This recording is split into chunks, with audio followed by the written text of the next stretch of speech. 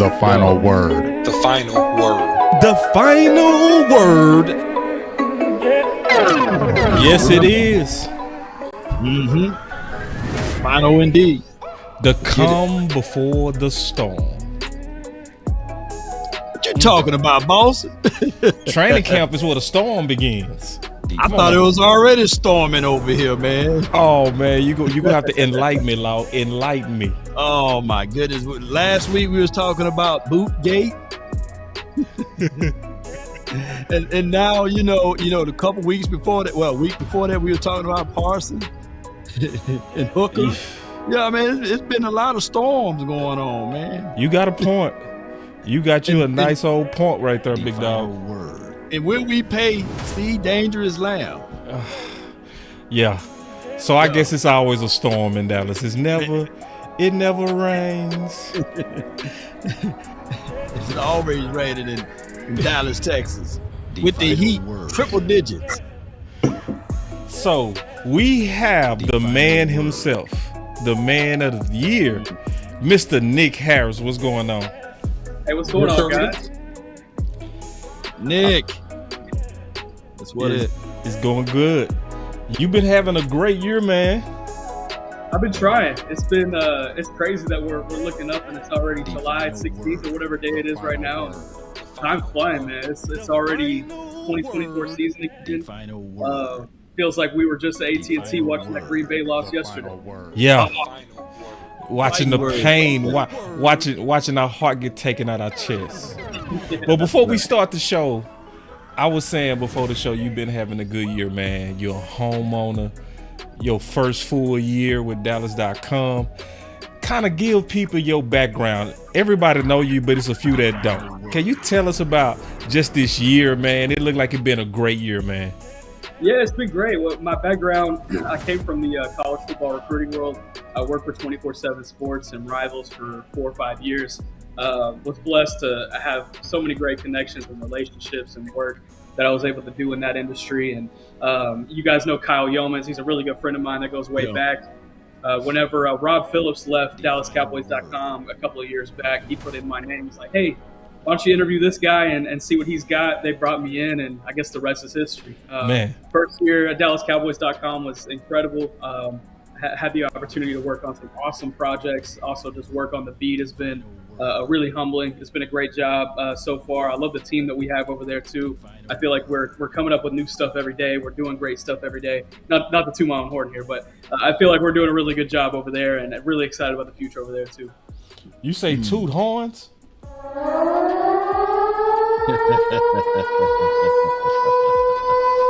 You ain't got to worry about tooting your horn. We'll toot it for you, big brother. Let's kick off the show. We got Nick Harris in the building. The man, the myth, the legend. Nick Harris. Come on with it. I'm back outside. Yeah, I just wanna run it up. Count a check or something. I've been really in the field, let up. Yeah, I've been really in the field, let her rush, I let her feel. Lately, I just wanna run it up. Don't need no deals, I make the deal. Half a ticket to a meal. Lately, I just wanna run it up. Yeah. Kinda check us on. Lately, I just wanna run it up. Count that too, count it up. Yeah. Count it up. Lately, I just wanna run it up. Need them ones, I need them fives. Need them tens, I need that change. To the safe, got blues inside. Greens and pinks, it's all the same. I still save and roll my change. Take some losses when I play, charge it to the game. I'm with L, yeah, I'm with T Black, I'm with Revan now. I'm with Bay, yeah, I'm with Jay, yeah, I'm with Chuck and now. Still the same, not switching sides, now it's about loyalty. You switch sides off for the bag, and that's worth more to me. I mix Nike with designer, I experiment. You just rock what's on the shelf, and I'm not feeling it. Search for the one, but baby girl, it's nothing real as this. Can't trust a soul, I keep a hammer, call it too legit. I've been really in the field, let her rush, I let her feel. Lately, I just wanna run it up. Oh man, never gets old, never gets old, never gets old. Never. All right, we got the OC in the building, man. OC, we gonna be Curtis, man. We gonna kick it off with you, brother. Man, well, first of all, I had to get on this show, man. We got Nick Harris, the man who is doing such a fantastic job in Dallas Cowboys content. And I just respect him as a scout because he has a scouting mind. So I'm always interested to hear his perspectives and his viewpoints about the current roster, what's going to take place next, and just kind of his view on the world of Dallas Cowboys. So, man, super excited to have you on the show, my friend. And, man, it's great to see you. Man, I appreciate it. It's good to be back here. I'm excited to dive into some ball. All right. So I kicked at you to talk some ball, CC. You didn't talk no ball. I'm gonna talk some ball. So it's an article came out from Dallas.com. It's a little bit older, but it's something we've been talking over here a lot. Is DT still the most pressing need? So you had basically an article where you spoke and you said absolutely.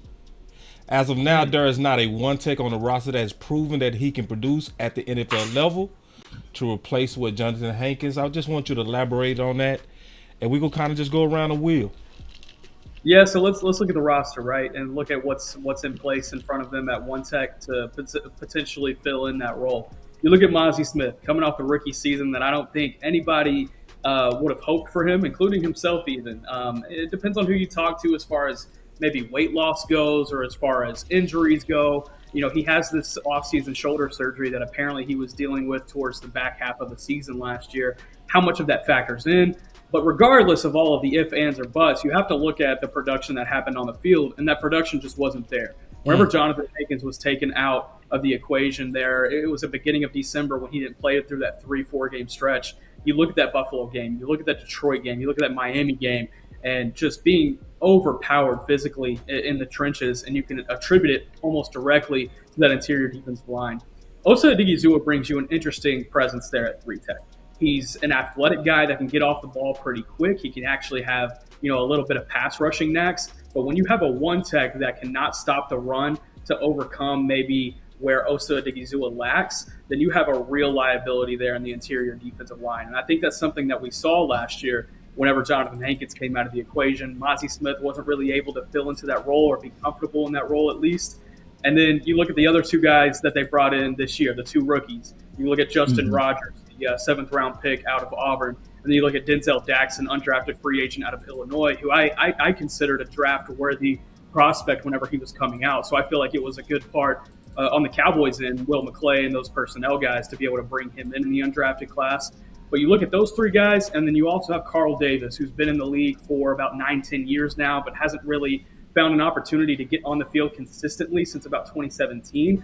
So he's been used to being this reserve role, and he even had an opportunity last year when Hankins went down, and he did not produce at any sort of level, so much so that he was even taken out and replaced by Mazi in the middle of the game. So where is the comfort at 1-tech?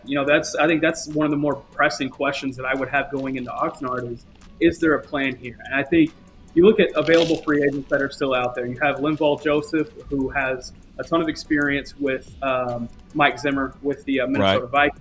He's still out there. Yes, he's a little bit older, so how comfortable are you there? And then also Brian Monet. He was a draft pick of the Seahawks about 4 years ago. He battled injury towards the back half of his rookie contract. Still out there as a free agent, 335-pound type body, but those are the only two names that really jump out to me in the free agent market. So where do you go from there? And can one of these rookies potentially step in and be that starting caliber 1-tech?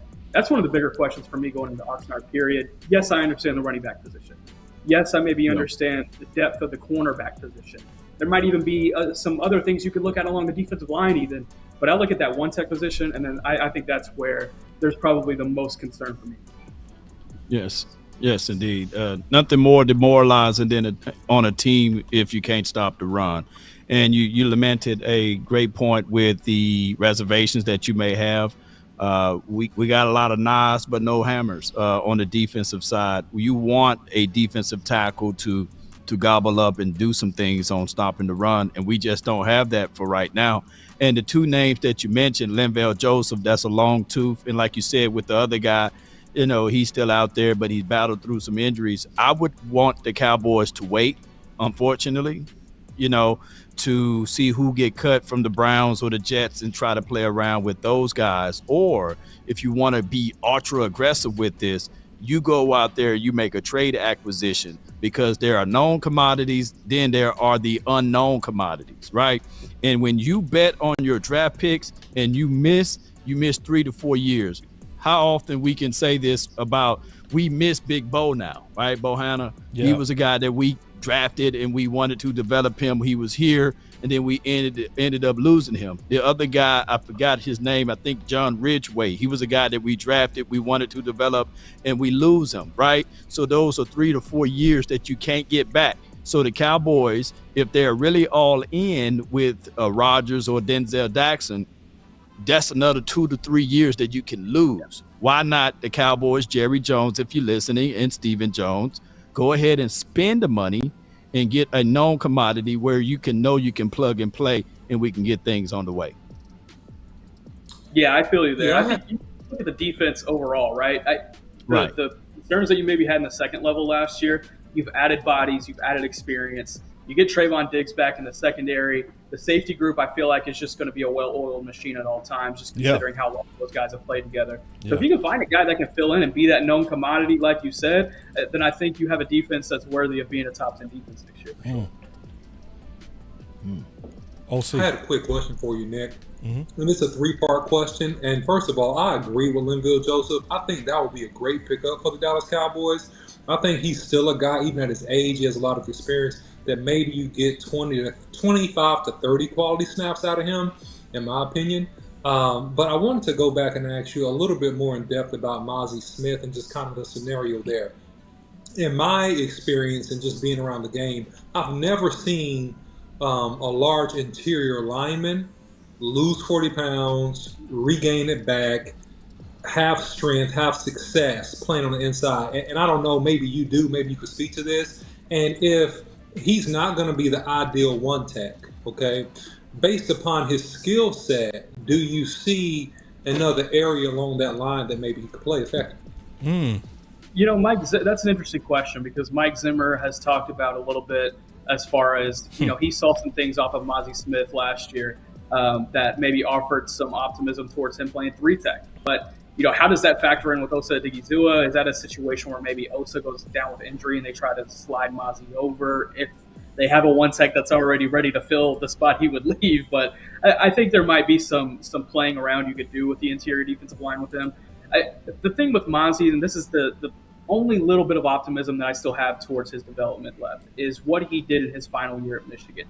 What was he asked to do, and how was he able to produce in those roles? So he was able to move up and down that interior of the defensive line. I wouldn't say the entire defensive line, but you saw him line up anywhere from 1, 3, even out to 5-tech a little bit at times, and he was able to get to the passer. So he has a little bit of pass rush knacks that I think could still be taken advantage of if the 1-tech position doesn't end up working for him. But I think first things first, he's going to have to get healthy. He's going to have to add that weight back in a healthy manner, because there's bad weight, there's good weight, and I think he adds it back in a healthy manner.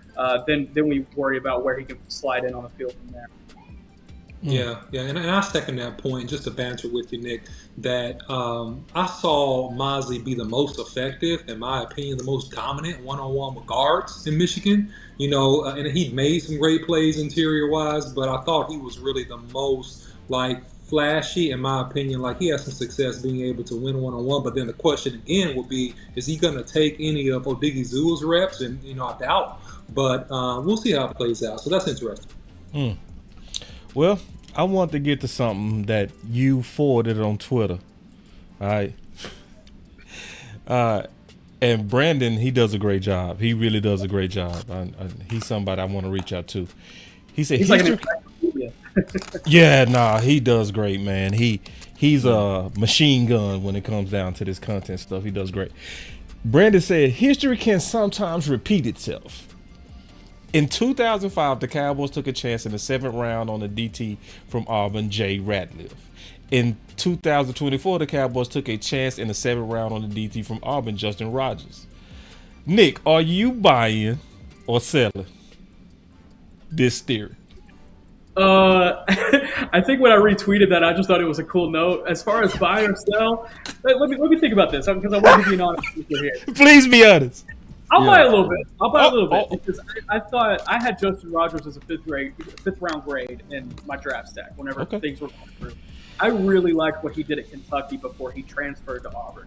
At Auburn, he was asked to do a little bit different things, but you still look at the production that he had. He had 3 or more stops in the run game in 7 games last year for Auburn. And they're playing an SEC schedule against some of the best teams in the SEC as well. So he was still producing at what he was being asked to do. But you go back to Kentucky where he was on the field for 75, 80% of snaps, even on passing downs. And he was getting to the passer and generating pressure and breaking that depth of the pocket. I think he's a guy that I think they could toy with a little bit. And I see a little bit of what Mike Zimmer has developed in interior defensive linemen in what Justin Rogers could potentially produce. But I see it more in the Kentucky tape than I saw it in the Auburn tape. Now, how much of that is factored in just towards being comfortable in a new system and only having 1 year in that system?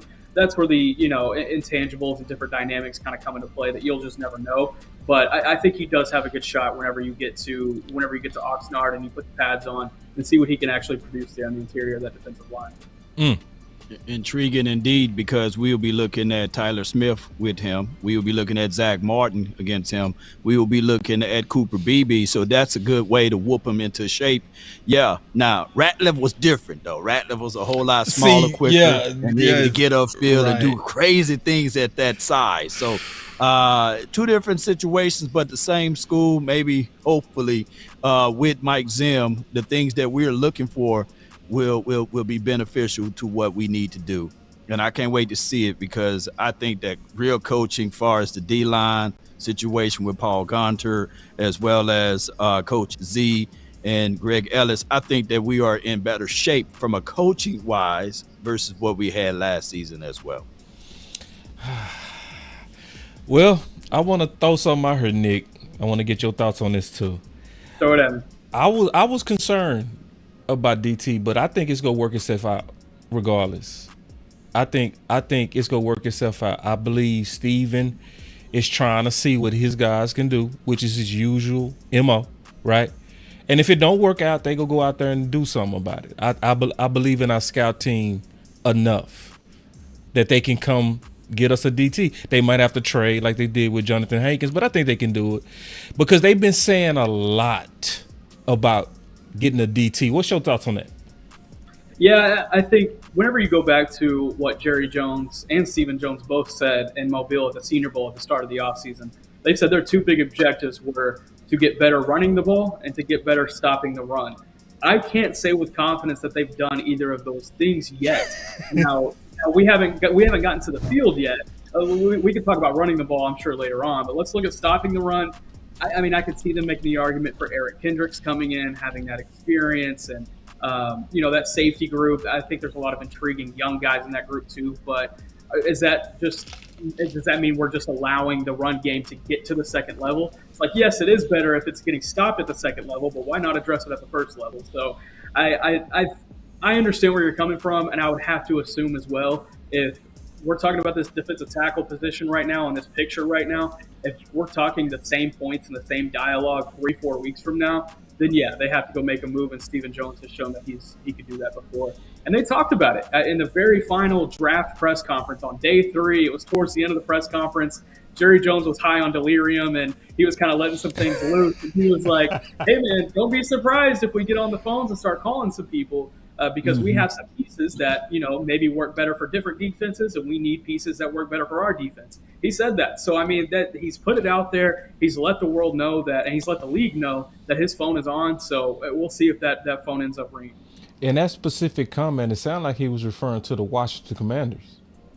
Yeah, which is interesting. Yeah.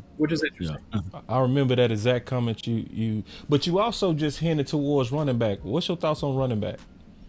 Yeah, it's interesting, right? I think Ezekiel Elliott is the incumbent RB1. I think as soon as you arrive in Oxnard, I think he's the guy that they're going to rely upon, both because of his experience, his ability just to do multiple things. Yes, he's not producing nearly at the level that he was even 2-3 years ago, or even when he was back in Dallas a couple of years back. But you saw what he did in the receiving game last year. He had 50-plus receptions. I believe it was in the neighborhood of 500, 600 receiving yards. So I think you still have that comfort that you can rely on in the receiving game to put him on the field in passing downs, either as a pass-catching threat or as a pass protector. He's still great in that pass-protecting realm, but he's not going to be the guy that can average you 5-6 yards to carry anymore. He's just not that. So anything over 4, you're playing with house money at that point. So you have to have a guy behind Ezekiel Elliott that can be that big-time playmaker, that can be that lightning in a bottle. I like what Rico Dowdle does when he's healthy, but he hasn't been 100% healthy other than the first, 6 games of the season last year. It feels like he hasn't been 100% healthy his entire career. You look at Deuce Vaughn, the coaching staff is being very intentional and purposeful and trying to figure out what they can do to get him on the field and get the ball in his hands. They lined him up at receiver during OTAs and minicamp, trying to play with some different things with him. But then you just kind of look at a bunch of names after that. You got Nathaniel Pete, an undrafted free agent out of Missouri who backed up a walk-on at Missouri. You have Snoop Connor, who hasn't really found his footing in the league, even though he was drafted, I believe, in the 5th round by the Jacksonville Jaguars. And then you have Royce Freeman, who's just, another residential veteran that you have in that room to hopefully elevate the competition a little bit and give a little bit more experience. But on the same token, he kind of feels like the Ronald Jones signing of last year. And, how far did he make it past training camp to that same point? So I don't know. It's a room that has very little to show for it at this point, at least from what you can pull from the last couple of years. And if this offense feels like they are better running the ball with this running back room than they were last year, then I think they would be pulling themselves. Oh, whoa. Let me ask you this, though. How far did Malik Davis fell off since 2022? Good question. Because he was a guy that a lot of people were talking about the ability to jump in and catch out of the backfield, run in between the splits. But last season, it seems as if, though, he kind of walked under a ladder or something. What happened to Malik Davis? What's going on? What's the story with him? I have a little bit of confidence with Malik Davis still. I think he suffered last year, being put on the practice squad last year. I think this is just my personal opinion. I think he suffered by being a duplicate type back as to what they already had. He's the type that he's a smaller scat back that can kind of get you out in space. They want to get him outside zone. He's not going to be a between the tackles guy. They'll get him active in the receiving game. But then you look at the running backs that they had on roster last year, and they had Tony Pollard, who's a very similar type of back, a Deuce Vaughn, who's a very similar type of back. Again, I'm trying to put you back in the mind of them creating this roster going into 2023. And so, what is going to be the objective of bringing in a Malik Davis onto the roster when you already are using 2 roster spots at running back for a very similar type of product? So I think going into this year, he maybe has a little bit more of an advantage just by roster dynamics. I was able to talk to him not too long ago during the media days whenever they came in to get their Sunday Night Football stuff shot and everything. And he's very excited to hit the field this year. He says he feels like he's kind of added an extra bit of athleticism to his game even. He feels fresh because he hasn't played in a whole year. I think he could be that guy maybe in preseason that takes that extra step and is able to be that playmaker, but can he be RB2 quality?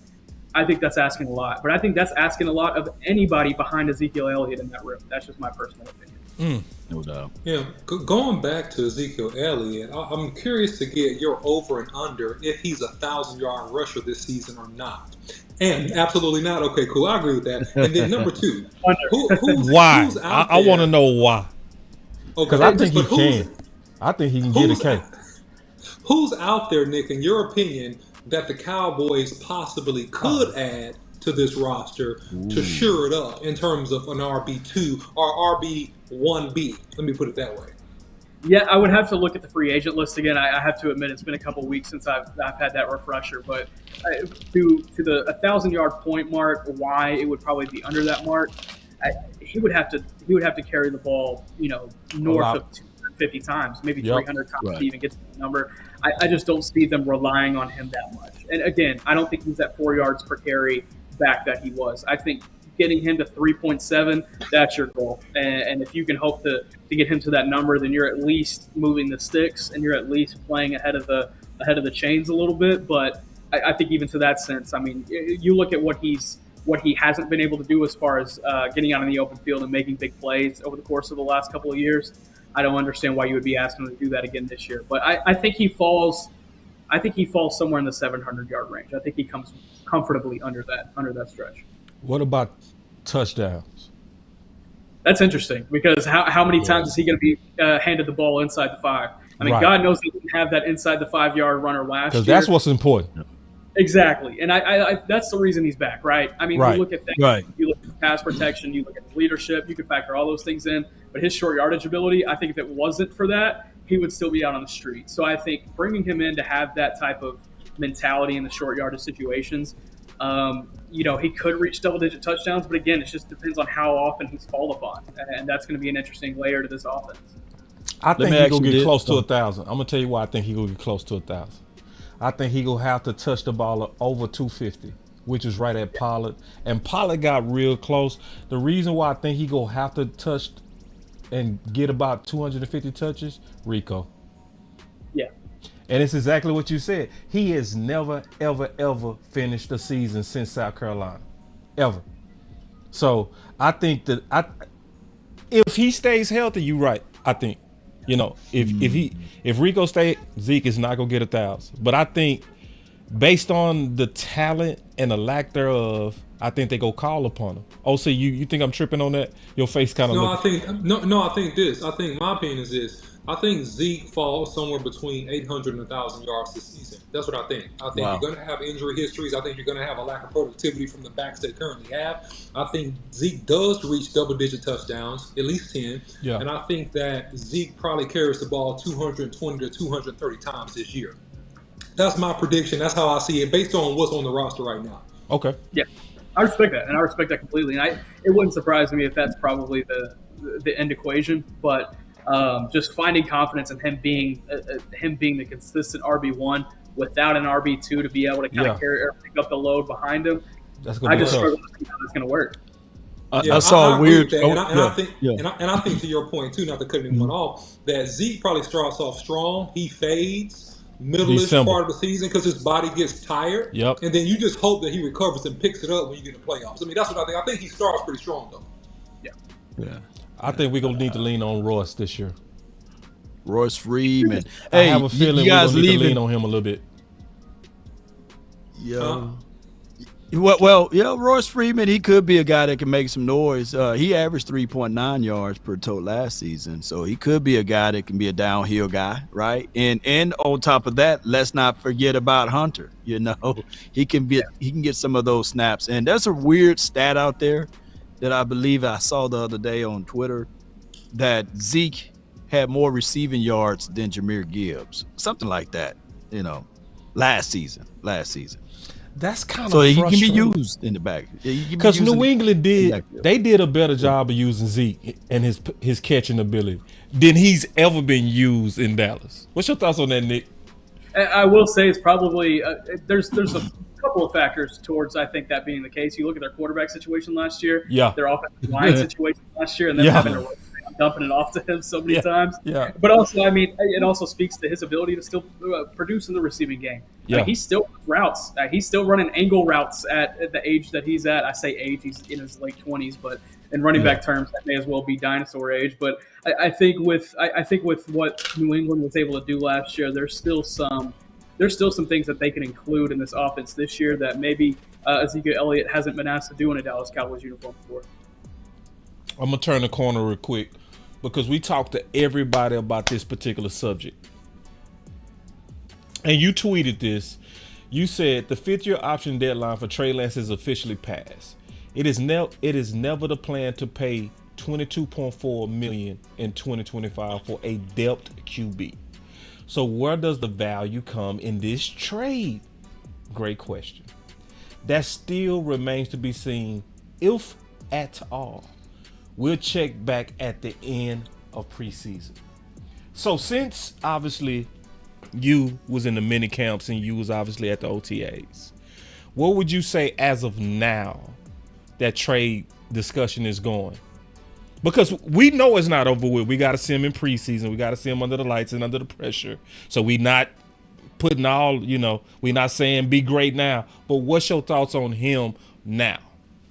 Yeah, it's fascinating, and I've answered this question maybe 3 or 4 times over the course of the last couple of months, and I have to give my consistent answer with For me, when I'm evaluating quarterback play, I have to see it happen on the field, and we haven't seen that happen on the field over the course of the last year. But let's go back and kind of look at his context a little bit, right? Yeah. You look at this 2020 season at North Dakota State, which was supposed to be his year where he stamped his mark and was able to stamp his mark as a top 5 pick in the draft. And yes, he was able to do that, but he only played one game that year because of the COVID rules and everything. And then you go into a San Francisco situation. He only started 4 games. And one of them, he was out of that game pretty early on with injury. And another game, it was an absolute monsoon, and he wasn't able to do anything really in that game.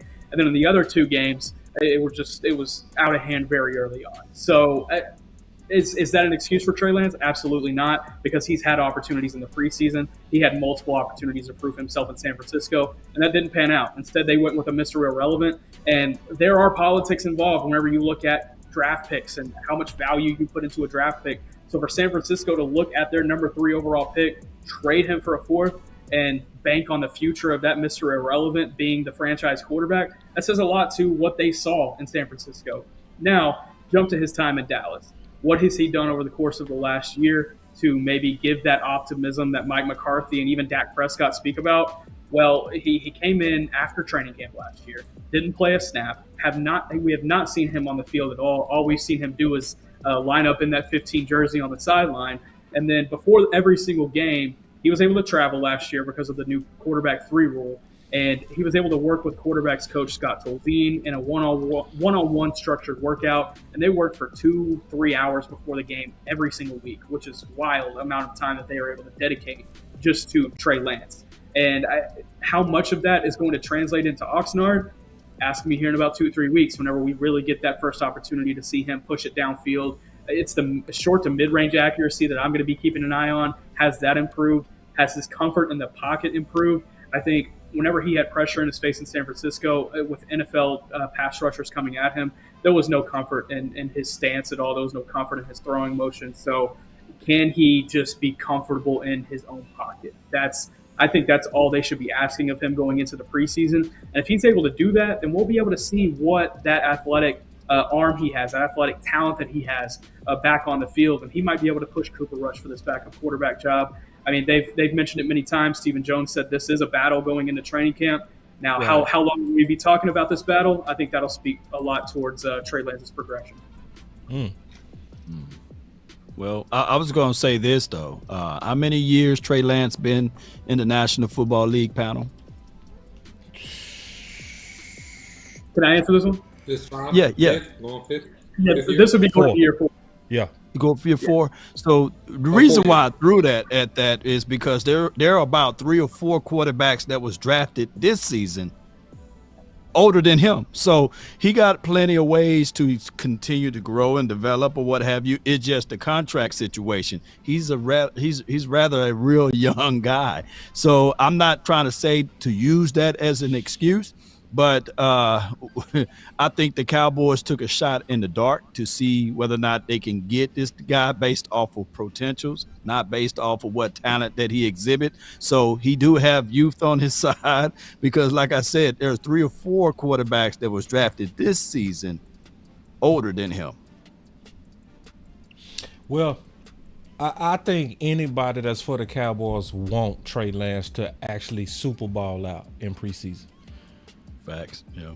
You know, because that trade value, yeah. The trade value, 1, absolutely. Yeah. But 2, I think that's going to also make you have a better QB 1. I think nobody responds to QB controversy better than that, to me. Like, what he did with Romo, sniffing down his neck, is not normal. Like, most quarterbacks crumble under quarterback controversies and competitions. It makes him rise. Because I'm pretty sure it pissed him off a little bit when they traded for him. But what ended up happening?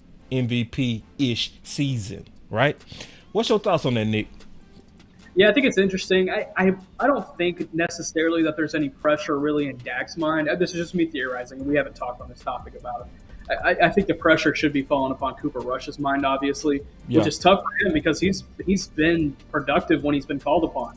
I mean, yes, he's not throwing for 300 yards per game whenever he's being asked to start, but he's 4-1 as a starter. And when Dak has gone down, he's proven that he can come up to the task and at least manage that offense to a winning capability.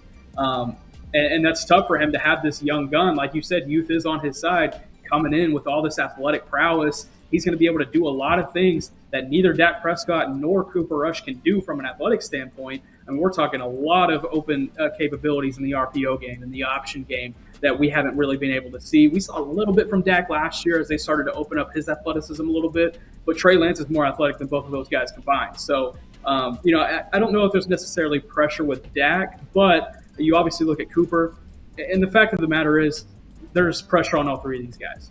All three of them are heading into the final year of their contract. Nothing is promised beyond 2024. So whatever they do every time they step on the field, that's their I guess that's their job performance review.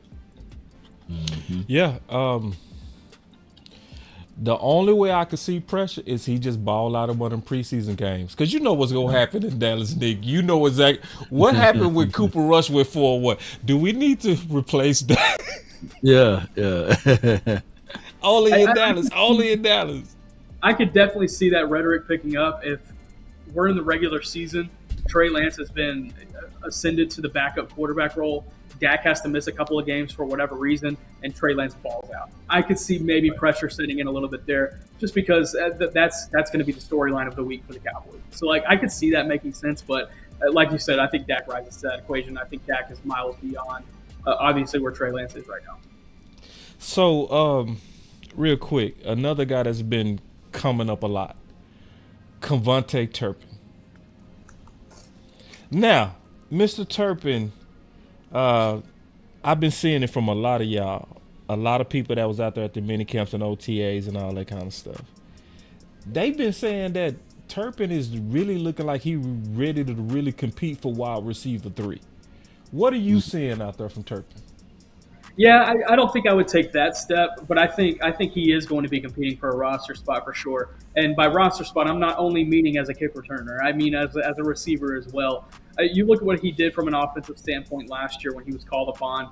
I believe he was in the neighborhood of about 10 receptions for 125 yards and that touchdown against San Francisco. I think he had another touchdown at some point last year too. But he's that dynamic speed threat that if he just understands the offense and he has time to sit and grasp with it and soak in it, and he knows his job whenever he does hit the field, he can be a big-time weapon. I think that's going to be the biggest thing for him, is just understanding the offense completely. But going into year 2 of the system, I think that only benefits him. This is the first year that he's entered this is the first season that he's entered while he's been in the NFL, where he hasn't had to learn a new offensive system. So that will benefit him for sure.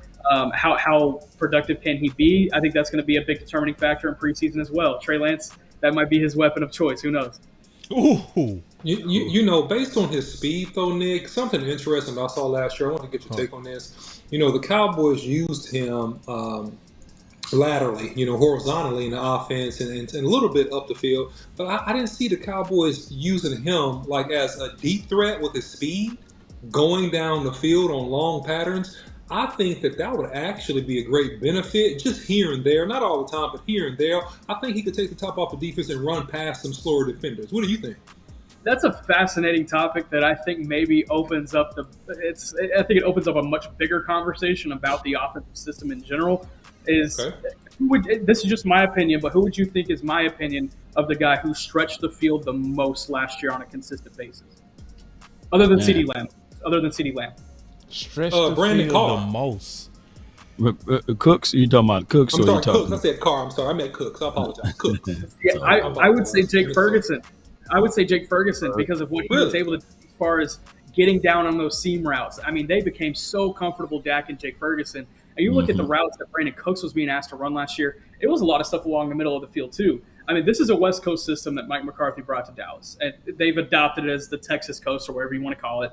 And the nature of that being is the fact that a lot of guys are just going to come across the middle of the field. It's going to allow Dak to have as much time as possible, allow these guys to be able to kind of interweave within each other. And we saw that so many times last year, both with CD and Brandon Cooks.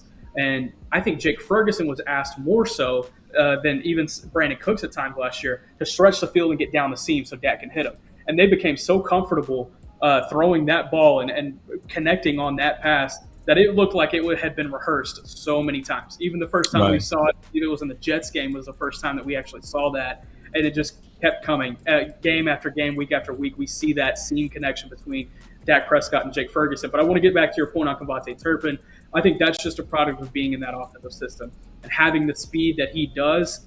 Get him out in open field, yes, but also have him under 20 yards so that if he catches the ball, he can use that yard after catch ability too. Now, is there an ability to get him down the field and produce as a vertical threat? Absolutely, but that's going to have to be them finding a way to implement that in the offense and KaVontae Turpin being able to accommodate that as well. Yeah.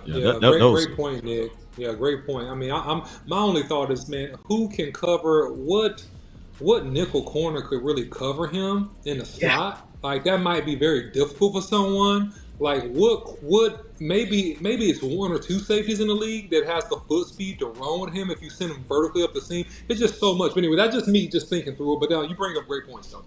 Now, physical nickels, I think they could get after him. It's guys that can just jam him off the line. That's where he struggles. But I think if he's able to beat a guy off his release, you're absolutely right. I don't think there's a nickel that can keep up with him from a speed perspective. Our one and only touchdown against the 49ers, they had Turpin inside, and then they motioned him to the opposite side on field side, and he was able to just burn the guy. And I was sitting there thinking, like, we knew that we were able to do that, and we didn't go back to it. Like, I want Mike McCarthy to stay consistent with those things that's working. On the end around, I think he averaged around about 7 to 8 yards per end around. I think that you can utilize KaVontae Turpin a little bit more. Trust him. I know he's tiny, but you got to utilize him a little bit more. I've said this due to the passing of Jacoby Jones. May he rest in peace. But he was a guy that was like a guy that can give you that vertical. I take the top off the defense. I can be that release valve for the other guys. I think that if the Cowboys just focus in on utilizing KaVontae Turpin just a little bit more, don't worry about his size, and I think that he can be that X factor for us, and especially since they changed the kickoff rule. Hopefully we'll be able to see more and more of those type of things from him. And you raised a good point with Ferg. I wasn't even thinking about that. But that opened up another question for me. Because I think it was Mike McCarthy said that they took out some of the playbook when John Stevens went down. So I don't remember that specifically, but it wouldn't surprise me. I can't remember. It was somebody said it. I cannot remember. I think it was Mike McCarthy, or it might have been Coach Wells. Somebody said it. But anyway, I wanted to get your thoughts on John Stevens and Brevin Spann, in addition to what they currently have with Ferguson and their ability to stretch. Because I believe, just, in my research of these guys, especially Spann, that they are actually more of Mike McCarthy's types than even Ferguson. Yeah, they're two different types of tight ends, and John Stephen Jones and Brevin Spann Ford. You can look at both of them. John Stevens Jr. in college, he was a receiver. He was an outside threat that was being used at Louisiana Lafayette. It's kind of a possession guy that they would use just on downfield routes. And he didn't start playing tight end and getting comfortable in line until he got to training camp and was working with the tight ends at Luna Wells. And he turned that into having an awesome preseason through 1.5 games before tearing that ACL. But he was well on his way towards making the 53-man roster. We've had it confirmed many times since then that he would have been on that 53-man. Who he would have replaced, I think that's the big question. But he's a receiving type of tight end that just has kind of that bigger frame that's being able to use and that you can use in those red zone situations. Whereas Brevin Spann Ford, he's the guy that didn't have a ton of receiving production at college, but he was being asked to do a lot of things at the point of attack in the run game at Minnesota to be able to help a left tackle or help a right tackle and being able to, assimilate some outside zone type stuff. So I think he's going to be more so used in the running game, whereas John Stephen Jones will be more so used in the receiving game. But is there a spot for both of them on the roster? That's where you have to ask. Now, Sean McEwen's no longer in the equation. And then you also have Peyton Hendershot, who needs to take that next step to prove that he can be a better than one or both of those guys. You look at him, he's the receiving type of tight end, so you would have to think that it's him versus John Stevens Jr. potentially for that last spot. Yeah,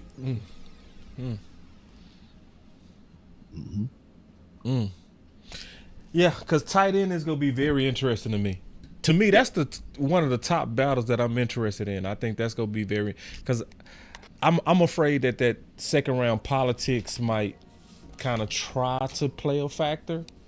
Because I heard John Machota, who's going to be visiting us on Thursday, say last year.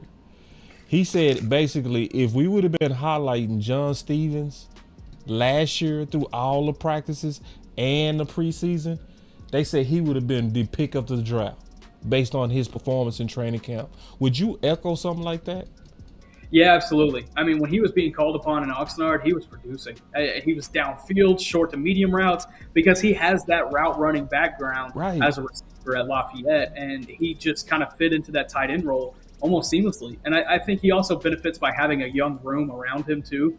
It's a lot of young guys, so they're able to kind of just mesh and gel with each other a little bit better. So. And Jake Ferguson's done a really good job, too, of help ushering those guys along. I think they all work really well together, and John Stevens Jr. was kind of a product of that by a certain point. So, like... I have a quick... Go ahead, OC. No, just a really quick question. In your opinion, is John Stevenson Jr., is he better than Shoemaker? I mispronounce his name all the time. I apologize. Do you think he's better? Do you think he's a better tight end? That one's tough. Is he a better receiving threat? Yes. Is he a better blocking guy? No. So it depends on what you're looking for there behind Jake Ferguson. And I think if you want a guy that can stretch the field a little bit more and be that receiving weapon opposite of Jake Ferguson, maybe in some 12 personnel type sets, then John Stevens Jr. is your guy. But if you want a guy that in 12 personnel type sets, you want to have more beef up front and help those rookies up front on the offensive line have a little bit more stability, then maybe you have a guy like Luke Schoonmaker. He's another guy that just hasn't been healthy. And I think when he does get healthy, if that happens during this training camp, then he's going to have his opportunity to shine. But you remember last year, he didn't touch the field at training camp, I believe, until the week 2 of the preseason. So he's going to have to get to Oxnard and be healthy from the jump so that he can start his development and not have it stunted at any point.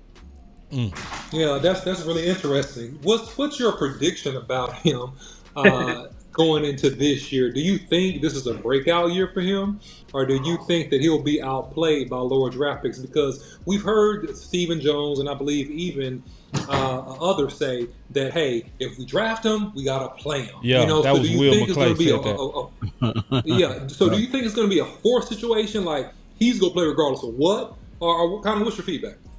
And I think he's going to play, and we're talking about Schoonmaker here, right? Schoonmaker, yep. Yeah, he's going to play. They're going to give him a full opportunity to show what he can show. Now, when does the rug maybe get pulled out from under him if performance is not showing up? I don't know. I don't maybe have the answer to that question. But and as far as where he can produce and how much he can produce this year, I maybe don't have the answer to that question either. But I think he's definitely going to get his opportunity. And whether that's a healthy opportunity or an unhealthy opportunity, that's going to ultimately be up to his body. No doubt. Got it. And then, guys, I'm going to let y'all land this plane. Nick, it was great to talk to you. I got to jump off for another meeting. But, man, I appreciate the time I had with you guys today. Appreciate it, man. You, OC. Appreciate you, OC. You had something. You sound like you was kind of I was just going to say that, one of the deciding factors of the tight end will be who can play the 6 offensive linemen, because we going to have Tyler Guyton out there. We're going to have a tight end that can chip and release and not just necessarily be able to run routes. So I think that's where Schoonmaker is going to get his name at. Like you said, a beefier tight end. Brevin Spanford could be another guy. So that's the competition that I'm looking for. And also, not to just circle all the way back, but that's what makes Ezekiel Elliott valuable too. Being able to help out this rookie offensive lineman that's going to be on the blind side of Dak Prescott and possibly help out Cooper Beebe if he get the starting role. We're going to have somebody that can block. So blocking will be a very, very crucial thing for this particular season. Yeah, absolutely, Law.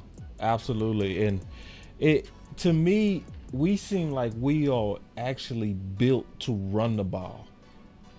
When I really look at how we're currently assembled and how we drafted, we look like we have really built a team that can be physical on the ground if we choose to. I want to run one more thing by you that I've been thinking about. You've been doing one of the best jobs of keeping your eyes on DeMarvion over Sean. You've been really, really keeping up with this. I can tell you got close eyes. So I want to run something by you. So Pollard, he was not the same after that clean ankle break. Still was not the same after his ACL was broken in 3 places. Can I argue that point really quick? I think towards the back half of the season last year, I would agree. Post Thanksgiving, I thought Terrence Steele played his best football, but I understand. Good fight. I take that punch right on the chin. I understand your point. That's fine. All right, I'll take that punch, and I think that's fair. All right. Gallup was not the same. Yeah. But this is the difference. Overshawn, August. Diggs, August. John Stevens, August. Now, we got to trust you, Nick, because your eyes are in the building. What are you seeing from those guys that I just named? And what's your thoughts on them actually having a better year outside of their injury other than the other guys who came on late? I'll run down that list really quick and just kind of what I've heard about those 3 guys. So we can start with Overshawn, since that's the point. Okay. He's grown both mentally on the off the field, and he's been in the weight room working just about everything other than his left ACL throughout the past 12 months. Right. And you can tell that he's added about 12 to 13 pounds of pure muscle. He's ready to play in that second level. I would be shocked if when we land in Oxnard next Tuesday, he's not ready to go. I think I'd be surprised if he starts camp on the PUP list. And I think if he does, it's purely out of precautionary reasons, because I think he's ready to go. I mean, I've seen him move around. I've seen him cut back and forth. I've heard, from the recovery and rehab staff about what he has been able to do in the last couple of months of rehab. I think he's going to be ready, and I think he's going to be able to kind of pick up where he left off last year. Coming down to John Stevens, that's going to be an interesting one, just because he was already going to have to kind of figure out his role in an offense.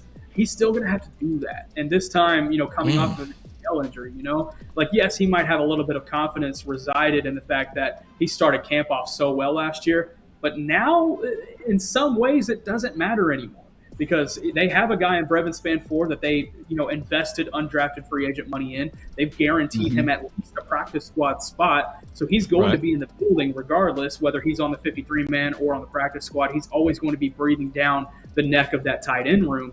So he's going to have to prove himself again. And it's tough, and that's the nature of the situation for John Stevens. Now, how ready will he be? That's when we get out there and maybe we see. I think maybe he could start camp on PUP, but I think he's ready by the time preseason rolls around. And then Trayvon Diggs, and he happened week 3 of the season last year. I think he will start camp on PUP. That's just my initial reaction. He's a little bit behind where Overshawn is, and that's just the nature of their injuries happening, 4 or 5 weeks apart from each other. But I think by the time the season starts, Diggs should be ready to go. Man, that's great insight. Nick, you talked about the size of Overshawn and his development, and he got a little bit bigger. There was news out there about Stevens getting a little bit bigger. Have you seen him around there? Because I think I heard Lunda Wells talking about that this guy's gotten a little bit bigger. I think I heard Nick say it. Oh, was that you? He's swole. He is swole. He's for sure added some weight, and he's added weight to that upper half. Like, his shoulders are broader. He's added more muscle up top, and I think that's probably where he's going to have to be able to find his additional muscle mass, as in his upper body, and that's going to be required of him a little bit more at the tight end position than it will be, obviously, at what he was used to at the receiver position in college. So I think that's just a natural line of progression that he got used to whenever he got in the building last year before the ACL injury. And he was able to keep up that same workout regimen even after the ACL tear. So he absolutely now looks like a tight end. Yeah, for sure. I couldn't really give you an estimate as to maybe how much muscle or how much weight he's added, because I don't really remember exactly what his frame and figure looked like beforehand. But I can tell you, Overshawn, just looking at him beforehand and looking at him now, I'd guesstimate about 12, 13 pounds. Most certainly. So, obviously, we want to kind of get into your thoughts on potential camp battles. Like, what are some of the camp battles that you would say that you are probably the most excited to see? Man, defensive tackle for sure. Just because I want to see if there's a cream that rises to the top there, and if there's not, what they do. The quarterback 2 battle, we've discussed it. But man, I don't think any battle will result in a better final result than the center position. I think those guys are going to push each other so hard, and I think it's going to create a really good center at the end of the day. Whether that's Brock Hoffman, Cooper Beebe, or even TJ Bass. I know TJ Bass is kind of being factored into the equation as well, but I'm really looking at this as a Cooper Beebe versus Brock Hoffman battle. And if y'all remember last year when I was on the show, I told y'all about Brock Hoffman. I said, hey, man, I think this is the guy. You did. Reliable interior offensive lineman that can help contribute to that depth of that offensive line. And again, not to toot my own horn here, but that's what he was able to do last year, right? What'd you say about that? If he's not the starting center coming out of training camp, that he's at least elevating Cooper Beebe to a level to where that center position is not a concern going into the year. There you go. You got the horn. Hey, we got the horn for you. You ain't got to toot your own horn. We got the horn. So Nick, there's no nickel. There's no nickel battle at all. J. Lou got that spot, and there's no outside cornerback battle at all. Receiver 3. Yeah, none of that. Receiver 3 is. I think there's going to be a battle there. I think it's Jalen Tolbert and Jalen Brooks. I think those are going to be the two guys, really, in my eyes, that are going to be competing for that spot. Jalen Brooks is taking another step, man. Like, don't discount what he could potentially bring. But I also think Jalen Tolbert is confident, and I think I've heard some concerns from the fan base and from content creators towards the receiver position behind CeeDee Lamb and Brandon Cooks. Give it some time. Come back in a month. I really think that the youth in that room is going to be able to contribute. I mean, that room behind CeeDee Lamb and Brandon Cooks, yes, there's not any proven guy there, but there's speed, there is ball catching ability, there's possession ability. I think those guys are going to be able to figure out a really good crop at the end of the day. You got Crooms, Jalen Moreau Cropper. Is he going to be back in the house, right? You got those speedy guys. Yeah, Jalen Cropper is an interesting one because special teams coordinator John Fossil has talked about the potential integration of 2 returners in the new kickoff rule. And KaVontae Turpin obviously is going to be the cemented one. Deuce Vaughn is the assumed cemented 2. But if there ends up being a competition there, watch out for Jalen Cropper. Jalen Cropper is a guy that has a ton of return ability, and as well as Wanye Thomas. I think those 2 guys are going to be some guys that can push for that returner 2 spot too. I gotta. We was almost finna get out of here, but I gotta throw you a curveball. I gotta use your scouting eye. What's going on with Bell? Yeah, so he's going to move back to safety, and that's been determined. He was working with the safety group during OTAs and minicamp. I think the safety position is interesting because it's interesting. Yeah, and I think it's good interesting because you have Malik Hooker and Donovan Wilson who, when healthy, have shown that they can do their jobs and do it at an apt level. And then whenever they need to take some snaps off, whenever Wanye Thomas came in last year, he did a really solid job. And Marquise Bell, whenever he was asked to do safety stuff before Leighton Vander Esch went down, he was able to do some really great things too. So I think between Marquise Bell and Wanye Thomas, they have 2 guys that can immediately rotate in for either Donovan Wilson or Malik Hooker. I think Thomas is the Hooker rotation guy, and I think Bell is the Wilson rotation guy. I got to bring up one more guy. Just one more. Because I was finna let you out, but it was one more. Because, see, when you bring up sleepers, I pay attention.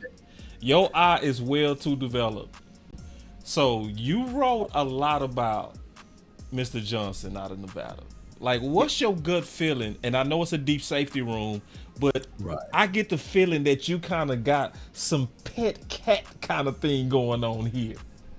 Yeah, absolutely. Last year, my UDFA pet cats were TJ Bass and Hunter Luepke, and I felt really good about those. This year, I'm going with, other than Brevin Spanford, because I feel like that's a little bit of cheating to just call him a pet cat. But I'm looking at Amani Johnson, safety out of Nevada, and Julius Wood, safety out of East Carolina. Ooh. Both guys are big body type safeties. They played strong safety in college, and both of them played in a 2 to 3 safety look at most of the time. And they were able to be that rover guy that was able to kind of step up at the second level and provide run support. I mean, you look at it on that tweet, Amani Johnson had 100 tackles last season. Yeah. He finally had the opportunity to shine last year. And, man, when you see him coming across the middle and laying a hit on a ball carrier, it's not pretty. So I think you're going to see a couple of big hits out of him in the preseason, and it's going to make everybody turn their heads and be like, who the hell is this guy? See, I'm looking him up now, man. See, Nick got – now, listen, y'all. Some people be faking out here. Nick, when it comes to this scouting, Say, listen, y'all. Listen, I got a button for him. Quick Nick. Say, let me hit this right quick. No, Nick don't play when it comes to scout. No.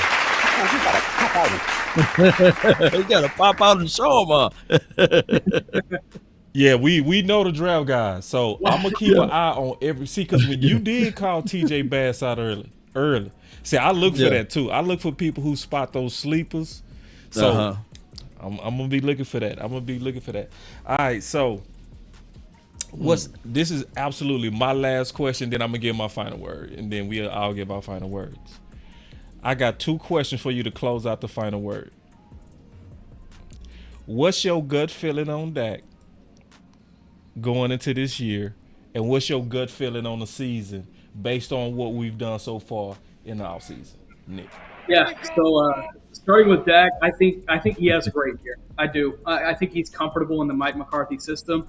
I think this system was built around what he is comfortable doing, and you saw that really start to turn up after the bye week last year. Yes. And I hate that this offense didn't have an opportunity to get on the field in the preseason last year, because I feel like it stunted their growth in the beginning, and they weren't really able to hit that full stride until after the bye week. But when they did, man, it was special. So I think if Dak kind of goes into the season now, going into year 2 in this system, we're able to add a little bit more, grow a little bit more comfort in the things that he was already doing well in.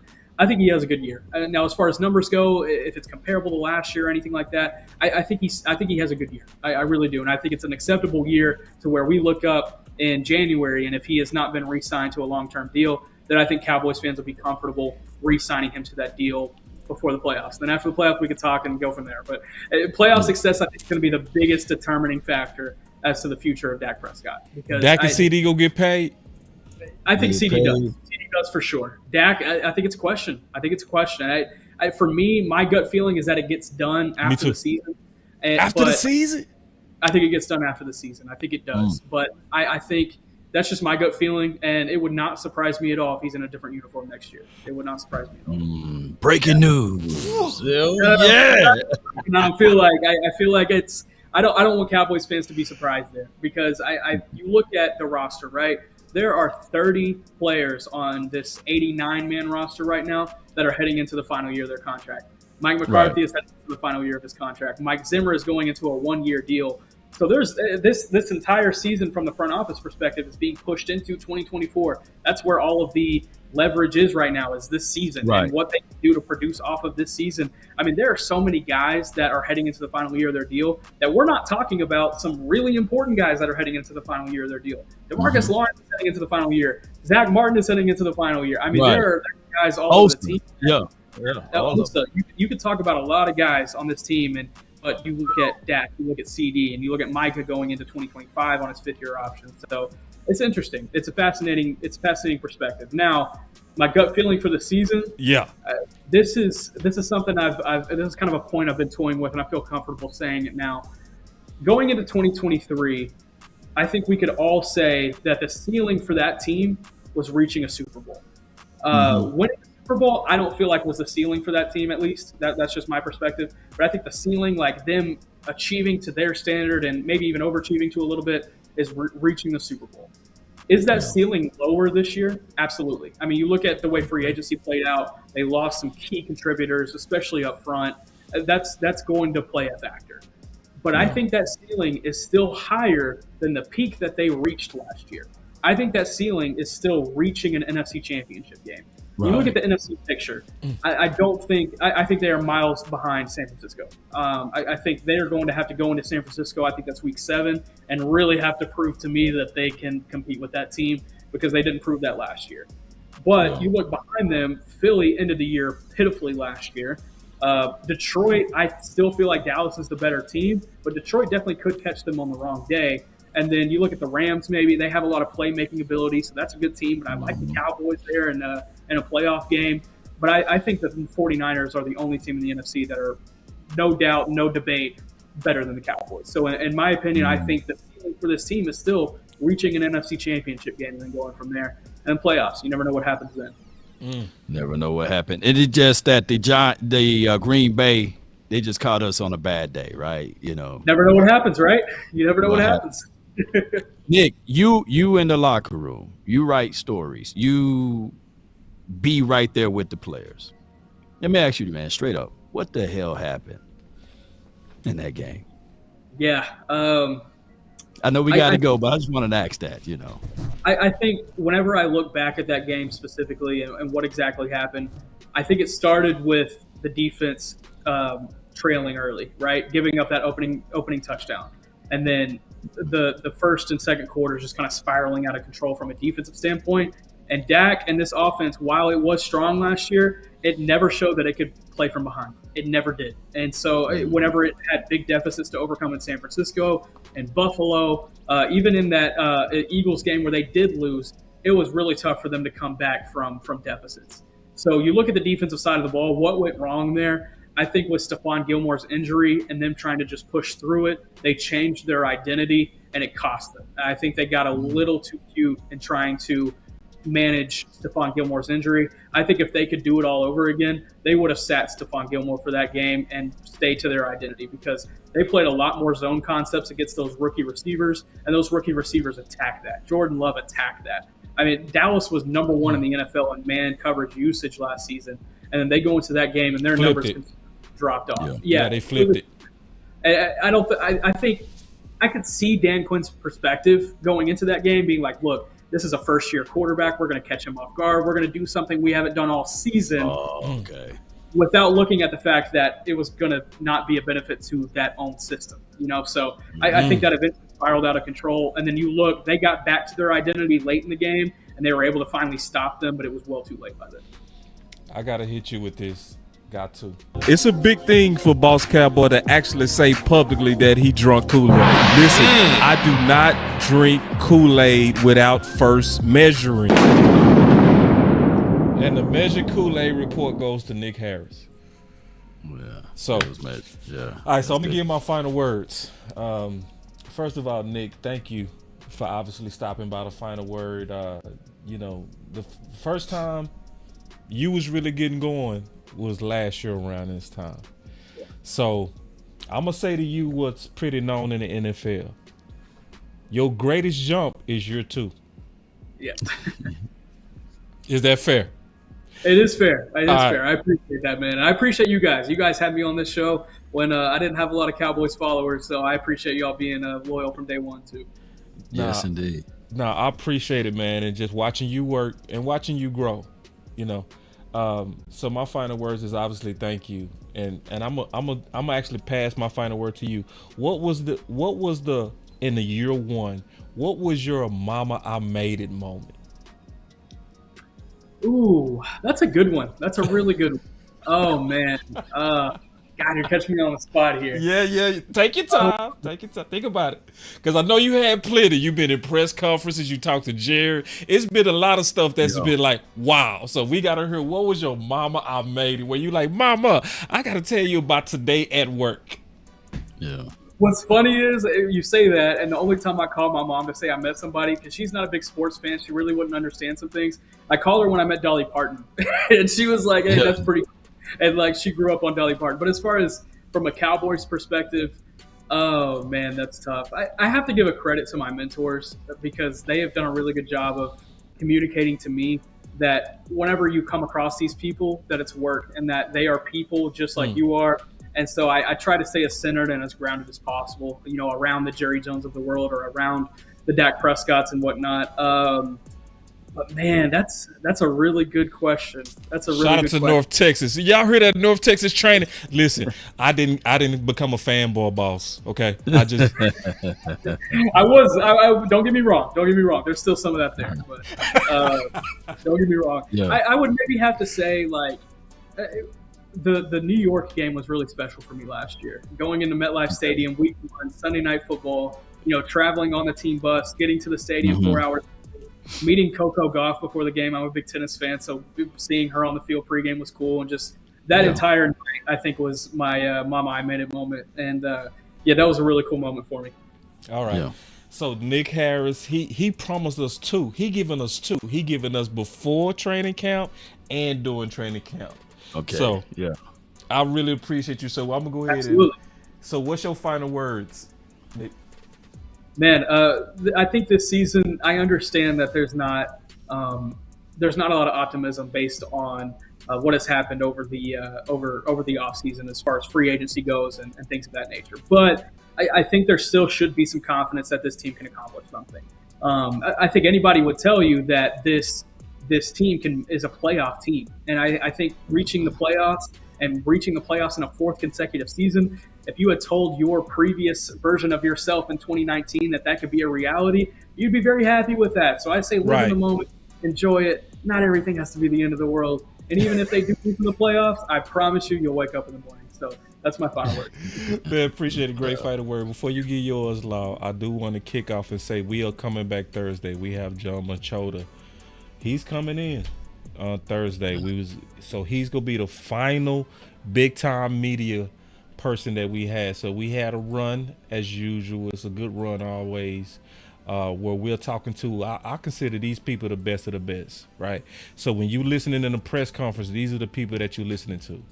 These are the people asking the hard questions on the front lines, and they take their time to come talk to all of us as they preparing us what I call right now the calm before the storm. Law corrected me though, it's always a storm in Dallas. So what's your final words, Law? Well, it's always something, man, just blowing around here in Texas. And hey, man, Nick, I just want to give you your flowers again. Like I said before we hit the live button, you don't do a good job at all, bro. You're not doing a good job.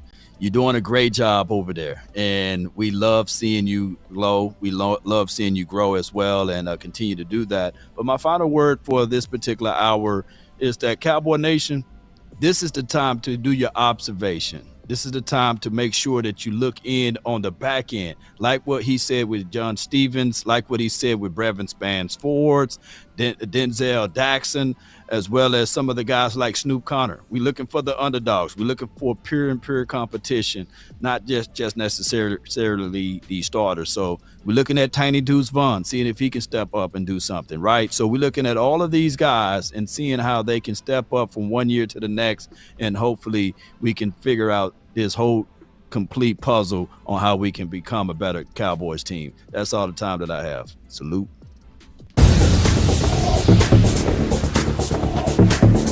Peace. Appreciate that, Nick. Absolutely, man. Thank Good you. vibes, man. I feel Appreciate good. you, man. You're doing a great job now. I just wanna run it up. All we want to do is run it up. I've been really in the field, let up, I've been really in the field, let her rush, I let her feel. Lately, I just wanna run it up. Don't need no deals, I make the deal. Half a ticket to a meal. Lately, I just wanna run it up. Kinda check the song. Lately, I just wanna run it up. Count that too, count it up, count it up. Lately, I just wanna run it up. Need them ones, I need them fives, need them tens, I need that change. To the safe, got blues inside. Greens and pinks, it's all the same. I still save and roll my change. Take some losses when I play, charge it to the game. I'm with L, yeah, I'm with T Black, I'm with Reverend now. I'm with Bay, yeah, I'm with Jay, yeah, I'm with Chuck and now. Still the same, not switching sides, now it's about loyalty. You switch sides off for the bag, and that's worth more to me. Let's go. I mix Nike with designer, I experiment. You just rock what's on the shelf, and I'm not feeling it. Search for the one, but baby girl, it's nothing real as this. Can't trust a soul, I keep a hammer, call it Too legit. I've been really in the field, let her rush, I let her feel. Lately, I just wanna run